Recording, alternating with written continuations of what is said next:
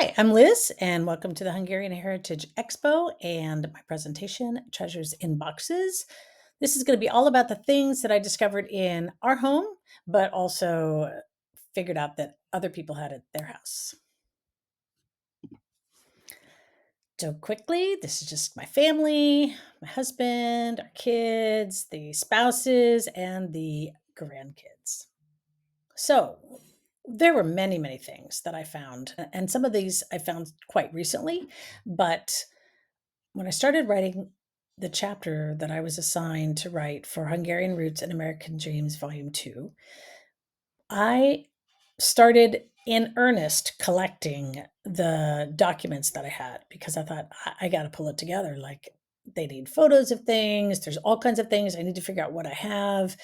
And it really was a great thing, a great way to force me to pull things together. So, among the things that I found were some birth certificates from Hungary. I actually found my grandfather's birth certificate that they must have brought over with them when he came to the United States in 1927, I think it was. I know my mom was looking for that birth certificate, but I think when she ended up receiving that birth certificate, her life was in a moment of chaos because she already had 3 kids, and then her father died, and then she was actually pregnant, getting pregnant with her 4th kid and having her 4th kid, and so somehow it just got lost. But then I found a letter from our relative in Sweden that she had been communicating with, discussing that she thought my dad was born in Miskolc. That isn't where he was born, and she actually had the birth certificate in her possession, but she must not have known that, or she didn't remember that, or never got to looking through that box. I understand how that goes. So that was very cool. We also found genealogy notes from her, from other people. We found birth details of my great grandmother that I didn't put it all together. So in May of this year, I ended up being in that town in Dieu, but I had no idea that my great grandmother was born there when I was actually in Dieu. It took me until June to just really put things together. So sometimes it is nice to have that focus time so you can really start mapping things out. And maybe you won't be writing a chapter for a book, but maybe if you think of it as, I'm going to make a presentation to my family, there's a way to do that. That might help you out. So, other treasures, cards that my dad gave my mom from many, many years ago, like way before I was born. A photo of the family home in Hungary that even the people in Hungary did not have a copy of that photo. Hundreds of photographs, hundreds of negatives, some negatives from photos from the 1920s, stories that my mom wrote, and you get to hear some of those on the podcast that we have. Sermons my grandfather wrote, stories my grandfather wrote, and so much more. And other people had things in boxes too. Siblings had things in boxes. Cousins had things in boxes. Uncles, second and third cousins that I hardly know had things. And relatives in other countries, particularly in Hungary. So these are my parents, and it's Elmer and Elizabeth Szabo, or Szabo in Hungarian. And I'm guessing that's probably from the 50s, or I guess it could have been the early 60s. But that's a picture. If you've listened to me talk before, I've shown that picture before. I think it's a very fun photo. But a new one that I had not seen before, which came out of the negative project that my husband was doing for me, which is basically he went to the library, he used one of their machines, and he scanned in the negatives, and what comes back is basically the photo. So instead of it just being in the negative format, which is very difficult to discern who's who and what's what, especially if there's people that you hardly know in those negatives, this was a way to make it become a photo. And so here's a photo from that. It's my parents. I'm sure it's in Mill Creek Park in Youngstown, Ohio. We spent a lot of time in that park, and that's where my dad grew up, in Youngstown. Here's some more photos that were negatives that were converted. So it's my parents hanging out. I think that I'm not sure where that is. And I don't know cars well enough, but I'm sure that would ID the year that, or the range of years that photo was taken. I haven't dug that far into it. I think that's a more early in their life photo because my brother then on the right-hand side appeared, I think in 1957. So here he is, and he might even be a year old there. So maybe this is a 1958 photo. And so very cute to find photos of the very young family before the rest of us were born. And there are wedding photos. So I found some wedding photos. We found some negatives of the wedding reception for my parents, and that involved a lot of the family from McAdoo, Pennsylvania. So that was fun to see. Also, my mom's wedding album, which I didn't even really know that there was one. I just saw that there were photos of my mom, and I just didn't know that there was a wedding album, was actually in the hands of my mom's cousin. And so a couple of years ago, she said, "Hey, I have your mom's wedding photo album, and I think you should have that because, I shouldn't have it, you should have it." So she gave that to me. It was great fun to look through those photos, and now we have them, which is also pretty awesome. There was a photo album with lots of little itty bitty pictures cut out, teeny tiny photos that I'm assuming my grandmother meticulously cut out. Although I guess it could have been my mom, but pictures of my mom when she was very young, colorized pictures, my mom in the what was a traditional Hungarian dance outfit at the time, just some fun photos of my mom and fun photos of my dad, things that I hadn't seen. My dad died in 1970, and so I was very young. I was 5 at the time, and so I don't have a lot of memories of my dad. We, of course, don't have a lot of photos of my dad, and so here are some great photos, and again, with him and my oldest brother. And family photos, you can imagine that having a family photo is a pretty rare thing, particularly one where my dad is in the photo, because, first of all, cameras were not that common at that point, and clearly we had a camera and took some photos. I am the baby in the right-hand picture, and of course, I'm in the middle in the left-hand picture, but just having any photo with me and my dad at the same time is a treasure for me. And even more so for my little brother, who was about 2 when my dad died. So very, very young, but it's fun to have this. I consider this the welcome home baby photo that of my family. So I'm in there in my dad's arms. My mom is holding my littlest brother, and the 2 other brothers are there. So there's a little family unit, and you just never know when these family units are going to be changed by death or divorce. And so it's nice to take pictures whenever you can. And I'm very thankful that we now have all these opportunities to take photos. And there's a sweet picture of my little brother. And there's a picture of me on the phone, which apparently that was kind of a foretaste of the future, as I have been known to spend lots of time on the phone. And a little picture of my brother giving my mom a good morning kiss. That's so sweet. And pictures of our time in Hungary. So in 1973, so imagine this, my dad died in 1970. In 1973, she packs up her 4 kids and we moved to Hungary. We're there for a semester. So from August until December of 1973, we're all there, and my mom is studying the Kudai method. And also, we're doing some little jaunts here and there. So, this is the car. So, she bought a car while she was there and ended up shipping it to the United States because it was just easier to do it that way. Because she certainly needed a car when she was there. So, she just bought a car, and then that ended up being our family car then for a number of years. But also, then we, at the end of this time studying the Kudai method, we visited some people. And here on the right hand side, we're pictured. So it's my mom and me and my littlest brother. We're visiting the home of somebody that lived in the United States. This was his sister, and he had sent some money for her to have. And my mom was coming to deliver that money. Here's a drawing that my mom made of my dad. So I think it's funny because he's on the phone in this picture, and then there's a picture of me on the phone, and maybe I get it from him. I don't know. But as a funeral director in Youngstown, Ohio, with the Szabo and Sons Funeral Home, my dad was probably on the phone quite a bit. He also was negotiating lots of things for Hungarian refugees that came over in 1956. He and my mom hosted some, they helped resettle some. He went to Camp Kilmer to pick some people up and families up to bring to the Youngstown area. So I'm sure he was on the phone quite a bit. So I think this is humorous that my mom decided to draw a picture of Elmer on the phone. And here's my dad, Elmer, with his brothers Eddie, who is the tallest one, and then Steve is the one in the center. So there were actually 7 kids that were born into the family, but only 3 survived to adulthood.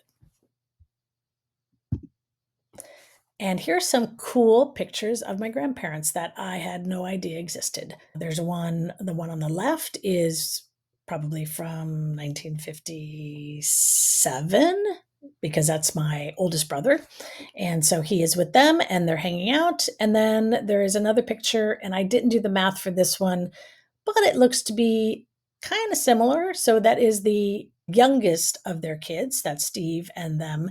And so it's just fun to see these pictures of people that, of course, I knew my Uncle Steve, but I didn't know him as a young guy because I wasn't around. So it's fun to see pictures of him, but also fun to see pictures of my grandparents together because I didn't know my grandpa at all. And I didn't know my grandmother actually very well, even though I knew her and I lived in the same town as her. But I didn't ask her the million questions I should have asked her about all kinds of things. I just never asked. One photo that my uncle had was the family home in Tiszakesi, and that is in Hungary. And even the people in Tiszakesi, somebody there took the picture and sent it to my grandmother or my great grandmother. And so we ended up with the photo. However, nobody there had a photo of the family homestead. So it was super fun that we could provide them with this photo because otherwise they wouldn't have the photo of the family homestead. And actually, that's where they grew up and not where we grew up. So it's interesting how we have things that other people need or want or might be interested in, and they have things that we might want or need to see or be interested in. So don't hesitate to share the things you have. There's photos of my maternal grandparents I had not seen. And there were many, many photos of them together. Their early marriage, they're with my mom as a teeny tiny tot, all kinds of photos. And this is one of them I thought was pretty fun and casual because some of the other photos that I have were more official, like his pastoral photo and just like a professional, more of a professional photo. So it's fun to have a little more casual photos. And this is his passport from when he came over on the boat in 1927 with his mom, his stepfather, and his half siblings. And so that we have this passport, I've known about this passport for a while that we've had it, but not a long time. And I think it's amazing that we have it. So I really went from thinking, man, we have hardly anything. How am I going to feel connected to my relatives? And then all of a sudden, as I went through boxes and figured out who else had things maybe that were of interest to us or things came to me, then I realized, wow, I really have a treasure trove of things. And so I want to encourage you to be looking around, get snoopy, ask questions, make contact with those second, third, and fourth relatives. You do not know what things are hanging out at their house. Here's my grandfather's seminary diploma and his first church contract. That was before he was even ordained. And these are the original documents. So very fun to have those. We also had his father's military ID booklet.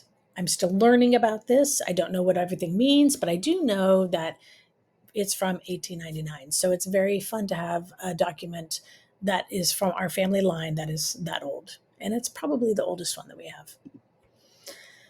There were letters that I discovered from my grandfather's cousin. He sent a photo. He was trying to get in contact with him. And there was another uncle that also, some other relative that had tried to get in contact with my grandfather. So it's good to know that they hadn't forgotten about him. They were looking for him. I don't know if he was a good correspondent and he wrote back, but on my mom's dad's side of the family and my dad's mom's side of the family, we do know that there was some communication from the family. This is one of my grandfather's uncles. He apparently, his name is Samuel Leffler, and he apparently was a teacher in Nyíregyháza, and he was a beloved teacher apparently because there's apparently a street named after him there. So I have to go to Nyíregyháza and check that out. But here he is with his wife, and here he is dressed up, and look at that saber. It's so cool. And on the back is a little information, a little greeting on the back of the card, or on the back of the card. And this was like almost like a postcard kind of thing. So it's more than just a photo, it's like a super thick stock. And so it's been very interesting to see all the different ways that these photos come to me. So it's rather a regular photo, color photo, a negative, an old style negative. The negatives mainly that my husband transformed at the library were like 2 inches by 3 inches. So they're a very odd shape, which of course is connected to the camera, but that's also a connection to how old that was. Some mystery people. So the guys on the left, I know you've seen that before if you've seen a presentation by me, and I think that's related to my mom's father's line. So maybe this is a group from Slovakia.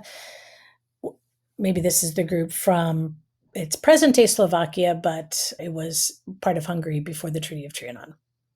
And this gentleman appears in several photos. I don't know who he is yet, and I may never know, but because the other photos relate that there are many other photos taken in front of the same tree with that same house in the background.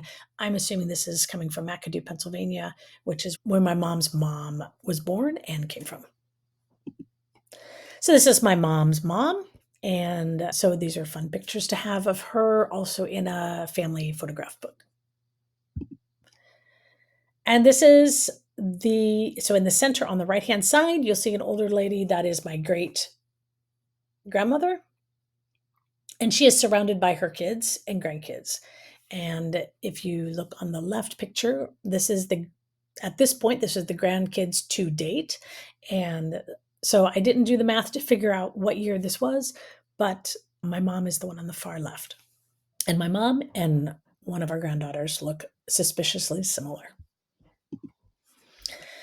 Another fun photo that I found, this was actually again a negative, is probably from maybe the 1920s, 1930s. I haven't narrowed it down just yet, but these are my grandmother's three brothers, and these three guys married a set of three sisters. So these guys are in the front, of course, the gals are in the back, but I think it's hysterical how these two are, well, actually, the three guys are cracking up. The ladies are cracking up. Of course, one's a little more serious, but maybe she's annoyed that everybody behaves this way. Who knows? But the guys are they're just cracking up. So I just love it, particularly the two that they can't even have their hands off of each other. They're in such hysteria. And I don't know the names of everybody yet. I'm sure I know second and third cousins that can identify them because it's probably their great grandparents. So, what a treasure to have this photo. I had no idea because we had these negatives. I didn't know what to do with them. And then finally, my husband's like, hey, I think we could do something with these at the library. So, double check with your library. You might find that you can transform negatives or at least digitize photos. So, I would get busy and see if your library does that. There are immigration documents from my great grandfather. So this is pretty cool because I was always confused about this whole idea. All my relatives really were born in Hungary. But then there's this clause if you're going through the simplified naturalization process, if your family members came before a certain time, then you are going to have to take the language exam, or at least you'll have to know the language well enough to pass some conversation pieces. And I remember learning that, well, if they came to the US at a certain time, then they had to relinquish their citizenship, which I thought that was interesting. But here are the documents from my great great grandfather where he swears off his allegiance to Emperor Franz Joseph. And wow, what a piece of history. These are not, I don't have the originals, I only have a copy, but it is super cool to have this and to understand even a little bit more about the journey of immigration for them. I feel like swearing off your allegiance to Franz Joseph, I don't think it was a big deal. In my opinion, it's not like he was really swearing off his allegiance to Hungary, but that is who was in control at the time. So he basically said, I'm going to be an American citizen. I'm going to the US. That's what I'm doing. I want my citizenship. And having these papers is just an interesting part in the process for me as I go back to attempt to reclaim my connection to Hungary. Another treasure that I found that, is very interesting is with I didn't think too much about it at first because it's a Girl Scout autograph book. I flipped through it a couple of times, but at the time I wasn't really in depth looking at it. But recently, and really I'm going to say within the last 2 months, I realized that there are handwriting samples from 3 people that I don't have that much physical handwriting for. So one is from my mom's mom. So there's a little statement there says love mother. There's another one that says your father. So that's my grandfather's handwriting. And then there's also one from signed your grandfather. I'm sure it's the only grandfather that she knew. And while he was a step grandfather, he was the only grandfather she knew. So in her mind, of course, there wasn't a blood connection, but that was her grandfather. So to have the handwriting for each of those people is very cool to me. So be sure that you have handwriting samples. In fact, if you get an opportunity, I would have everybody in your family submit a handwriting sample of anything. And we're talking down to the littlest ones. So if you have a 5-year-old who can print something, I would encourage them to do it too, because handwriting samples for everybody is kind of a cool little thing to have. Another treasure that is surprising to me, apparently, Kudai knew my grandparents. So he came to the house, and so on the left-hand side is the lighter, and I'm sorry, on the left-hand side is just his signature on a piece of paper. That's actually in my mom's autograph book. So he stopped in at the house and he signed his name. He also signed a sheet of music that you can see on the left-hand side. On the right-hand side, he signed another sheet of music with also a greeting to the Leffler family. So very, very fun to have this connection to Kodai that I did not know. And I'm sure this is what influenced my mom to go to Hungary in 1973 to study the Kodai method. Now, it is your turn. What treasures do you have? Find those treasures. Gather those treasures. Who in your family can work with you on this project? There has got to be somebody that is excited about gathering these treasures and trying to piece together the puzzle of your family. What is your next step?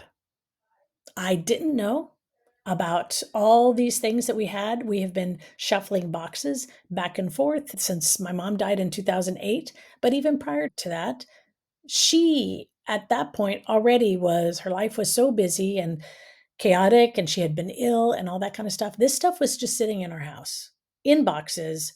And some of the things I had seen before because I had been snooping around a little bit here and there just to see what's going on, but I did not know. And I never really put all of this together. And again, I don't think she knew everything. So look around, ask questions, find a partner with you on that, and have a great time, but take the next step.